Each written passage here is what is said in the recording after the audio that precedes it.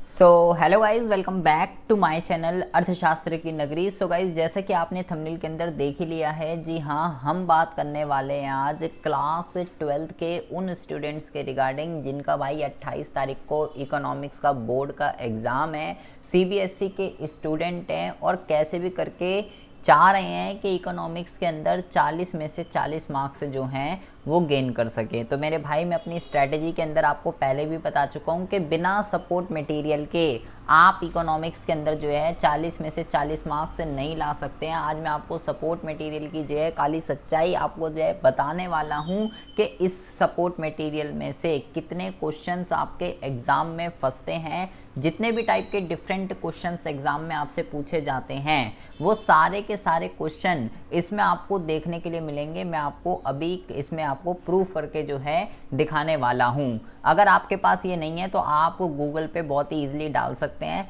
Class 12th support material और 2020-21 का download करेंगे। 20-21 का डाउनलोड करेंगे, 21-22 का नहीं, ठीक है। 20-21 का आप डाउनलोड करेंगे, आपको पहली जो लिंक मिलेगी वहाँ से इसको आप बहुत ईजिली डाउनलोड कर सकते हैं। तो इसमें मैं आपको आज समष्टि और भारतीय अर्थव्यवस्था दोनों के बेटा मोस्ट इंपॉर्टेंट क्वेश्चन के रिगार्डिंग बताने वाला हूँ।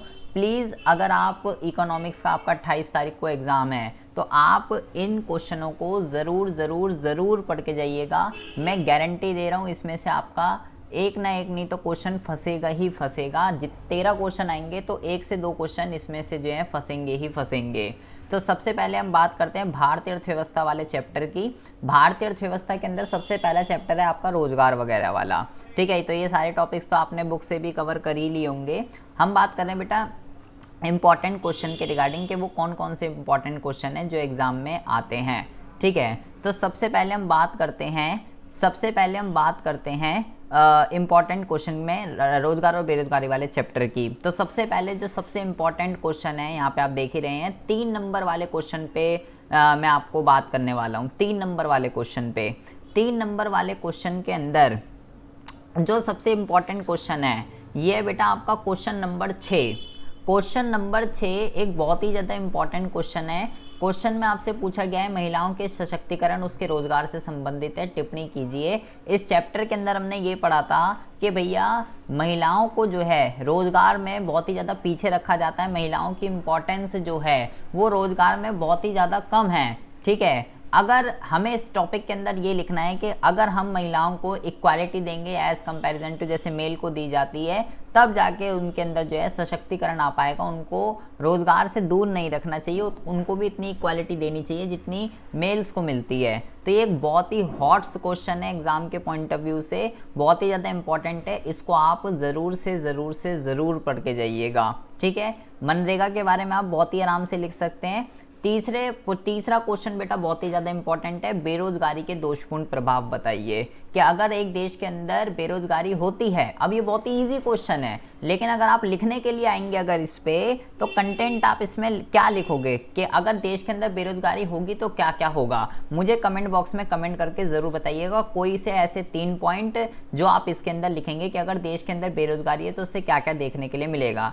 श्रम बल और कार्यबल बहुत ही इंपॉर्टेंट क्वेश्चन है, तो बुक का क्वेश्चन है, ये तो आप वहाँ से भी पढ़ सकते हैं। मैं आपको बिल्कुल डिफरेंट क्वेश्चन बताने वाला हूँ जो आपको कहीं भी देखने के लिए नहीं मिलेंगे। और क्वेश्चन नंबर 1, तो बेटा 3 नंबर के क्वेश्चन में फर्स्ट, थर्ड और 6 ये तीनों मेरे अकॉर्डिंगली बहुत ही इंपॉर्टेंट क्वेश्चन है। सेकंड तो बुक का ही है तो वो तो आप कर ही लोगे, वहाँ से मनरेगा भी आप कर ही लोगे बना के। तो फर्स्ट, थर्ड और 6 इन क्वेश्चन को ज़रूर करके जाइएगा।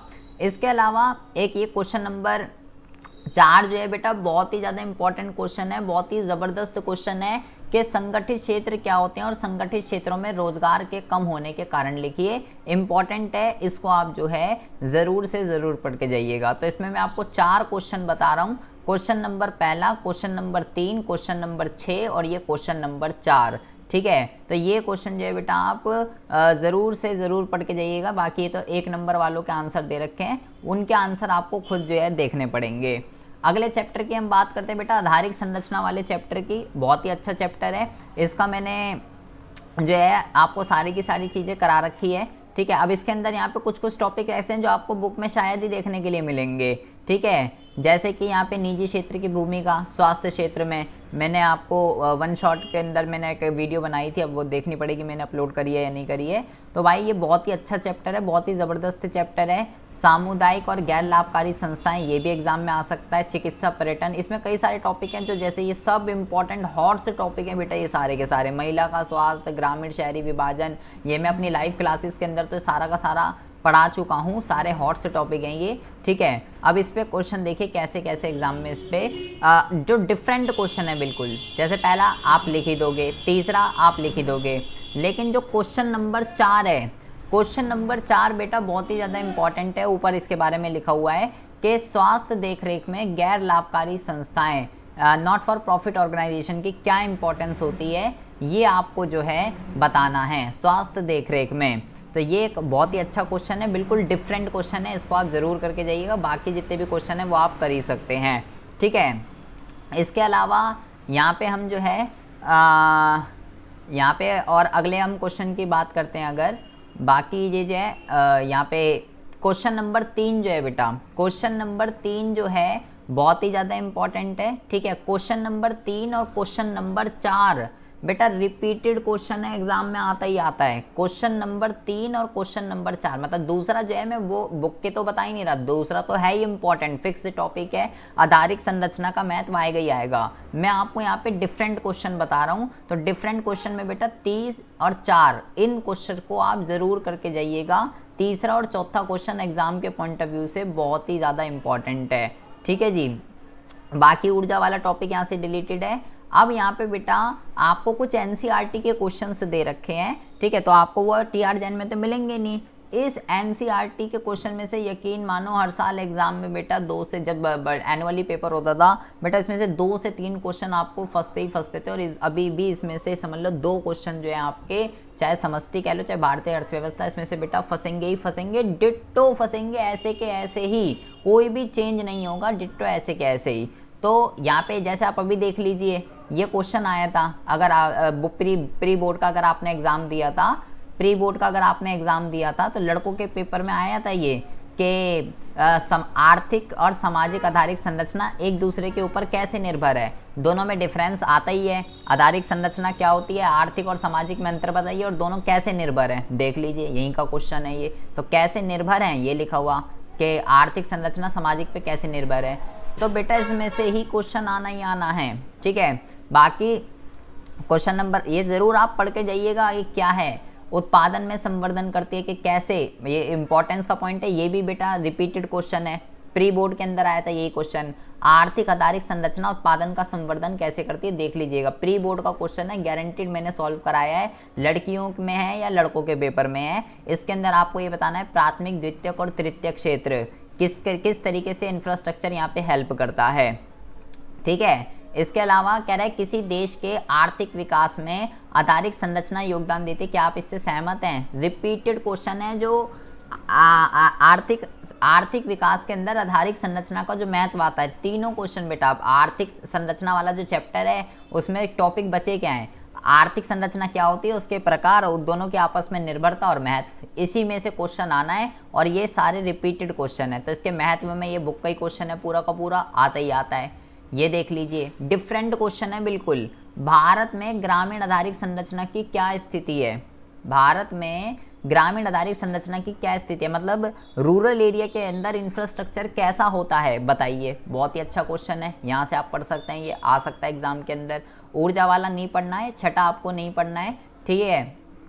ऊर्जा वाला ये आपको नहीं पढ़ना है, ऊर्जा वाला सब डिलीट है, ये भी डिलीट है, ठीक है। ये देखिए 10वां क्वेश्चन, हमारे देश की जनसंख्या के स्वास्थ्य की मुख्य विशेषताएं क्या हैं। बिल्कुल डिफरेंट क्वेश्चन है कि हमारे देश के अंदर जिस टाइप के लोग हैं उनके अंदर हेल्थ की अगर हम बात करें क्या क्या फीचर्स हमको देखने के लिए मिलते हैं, ये आप पढ़ के जा सकते हैं बेटा, ठीक है। इसके अलावा मोस्ट इम्पॉर्टेंट क्वेश्चन जो है, हॉट्स क्वेश्चन, सार्वजनिक स्वास्थ्य का अर्थ बताइए, राज्य द्वारा रोगों पर नियंत्रण के लिए उठाए गए प्रमुख सार्वजनिक स्वास्थ्य कार्यक्रमों को बताइए। बेटा बहुत ही इम्पॉर्टेंट क्वेश्चन है, प्लीज़ इसको जरूर पढ़ के जाइएगा कि सरकार जो है हेल्थ सेक्टर के अंदर क्या क्या प्रोग्राम्स बनाती है लोगों की हेल्थ को ठीक करने के लिए, और सार्वजनिक स्वास्थ्य का क्या मतलब होता है, ये इसके अंदर बेटा पूछा गया है। बहुत ही इंपॉर्टेंट क्वेश्चन है।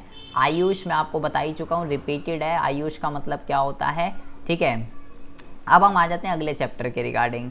अगला जो चैप्टर है बेटा बहुत ही इंपॉर्टेंट है, इसमें मैं ऐसे ऐसे क्वेश्चन आपको दिखाने वाला हूँ, एक एक इम्पॉर्टेंट क्वेश्चन। सतत विकास और धारणीय विकास। सतत विकास और धारणीय विकास की अगर हम बात करते हैं तो सबसे पहले हम बात करते हैं बेटा, सबसे पहले हम बात करते हैं, देखिए ये क्वेश्चन बेटा बहुत बारी आता है 3 से 4 नंबर में कि दो उदाहरण दीजिए, पर्यावरण संसाधनों का अधिक उपयोग और पर्यावरण संसाधनों का दुरुपयोग। ठीक है, ये एग्जाम में रिपीटेड क्वेश्चन है, आता ही आता है, ये मैंने अपनी लाइव क्लास में करा रखा है। ठीक है, इसके अलावा बेटा ये यहाँ पे 6 नंबर के क्वेश्चन बहुत ही ज़्यादा ध्यान से सुनेंगे बेटा, ये चारों के चारों बेटा हॉट्स क्वेश्चन है इस चैप्टर के, हॉट्स। ठीक है, इसके अंदर आपको ये बताना है, ये मैं अगर लाइव क्लास में पर्यावरण संसाधनों की मांग पूर्ति उत्क्रमणता की व्याख्या कीजिए कि जब संसाधनों की मांग और पूर्ति बराबर होते हैं तब तो ओके है, तब तो ठीक है, लेकिन जब मांग ज़्यादा हो जाती है सप्लाई से तो क्या होता है, ये वाला क्वेश्चन। तीसरा कि जब, अभी इसका मैं आंसर बताऊंगा, इसका आंसर कहाँ पे है, भारत में विकास के किन्हीं 2 गंभीर प्रतिकूल पर्यावरणीय दुष्परिणामों को रेखांकित कीजिए कि जब हम ग्रोथ करते हैं तो हमें इससे एनवायरनमेंट को जो जो नुकसान पहुंचता है ग्रोथ करने से, वो हमें यहाँ पे बताने हैं। और सतत विकास को प्राप्त करने के लिए क्या क्या कदम हमको जो है उठाने चाहिए। पहला क्वेश्चन और चौथे में ये है सतत विकास क्या होता है, उसकी रणनीतियाँ वगैरह।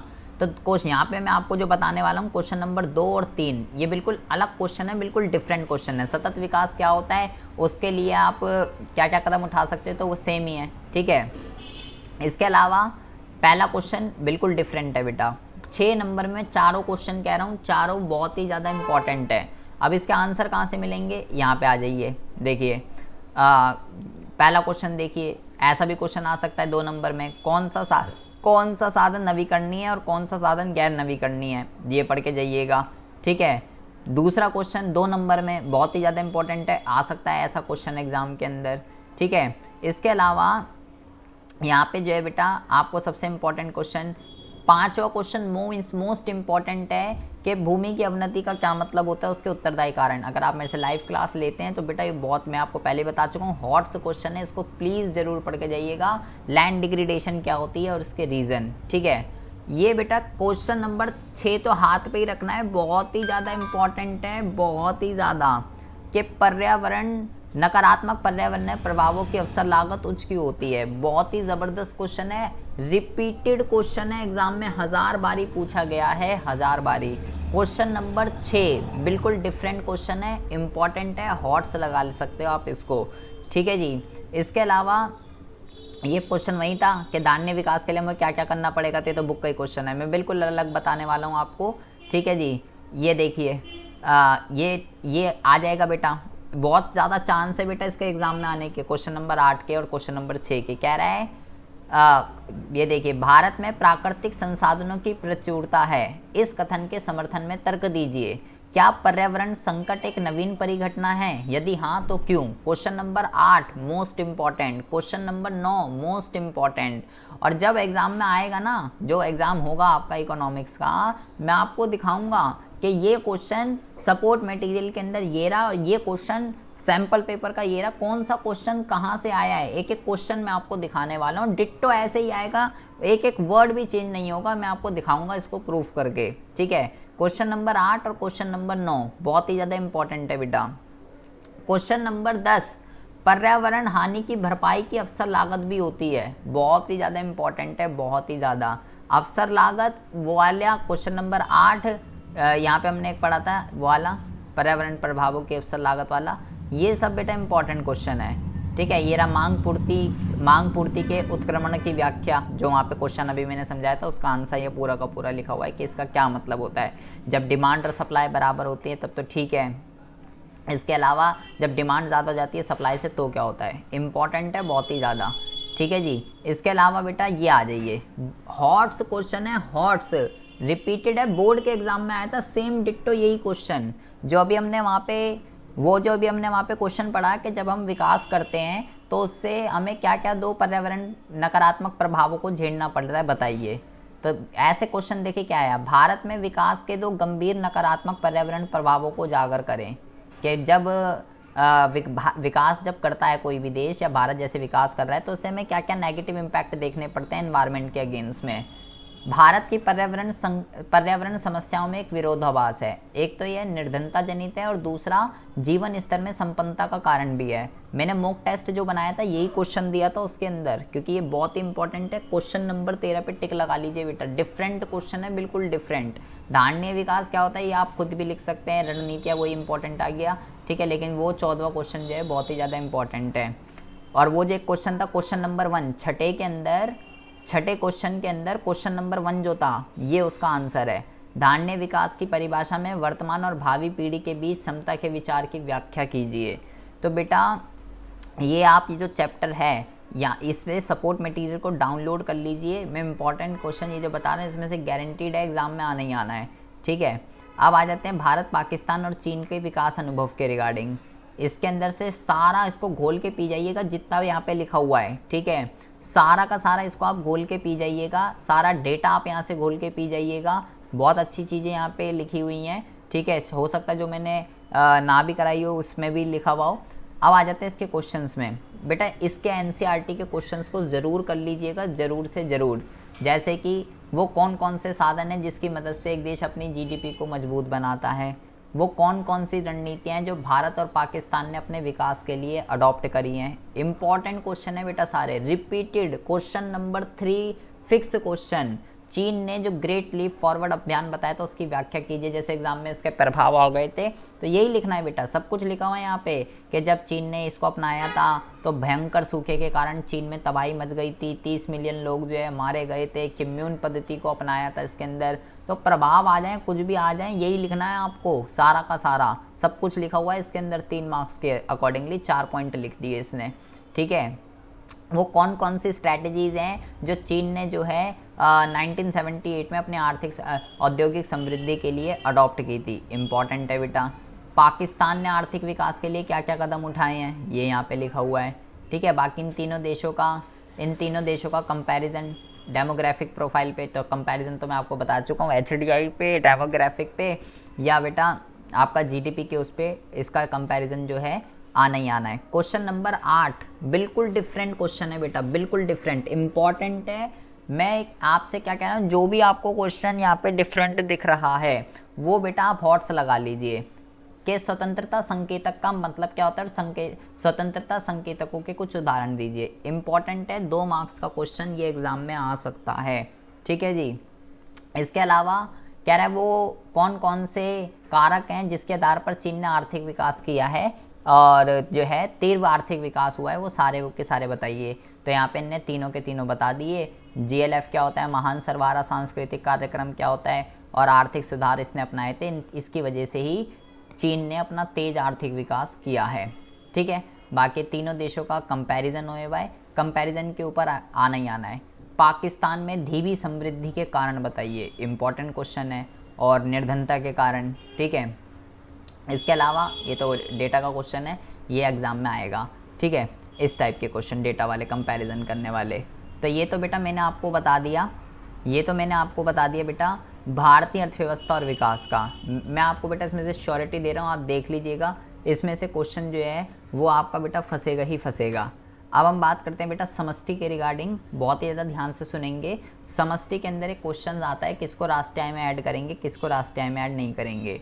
जब आप इसको डाउनलोड कर लेंगे, इसके पेज नंबर 45 पे यहाँ पे क्वेश्चन है बेटा कि भारत की राष्ट्रीय आय की गणना करते समय आप किसके साथ क्या व्यवहार करेंगे। यहाँ पे क्वेश्चन नंबर 1 है बेटा, इस क्वेश्चन नंबर 1 में 20 पार्ट दे रखे हैं, 20।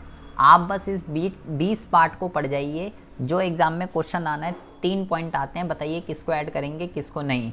बेटा गारंटीड है इसी में एग्ज़ाम में से क्वेश्चन आता है, तो प्लीज़ आप इसको जो है ज़रूर से ज़रूर करके जाइएगा। 2 क्वेश्चन है, एक पहले वाले में 20 पार्ट है, उसमें राष्ट्रीय आय का पूछा गया है, और दूसरे वाले में 6 पार्ट हैं, इसमें घरेलू आय का पूछा गया है। या तो घरेलू का आता है या राष्ट्रीय का आता है, और इसी में से आएगा, इससे बाहर कुछ नहीं आएगा। इसमें 3 से 4 क्वेश्चन है, ठीक है। घरेलू आय, तो ये आप जो है घरेलू आय वाला जो है ये आप बेटा ज़रूर पढ़ के जाइएगा, इम्पॉर्टेंट है एग्ज़ाम के, ये एग्ज़ाम के पॉइंट ऑफ व्यू से, ठीक है।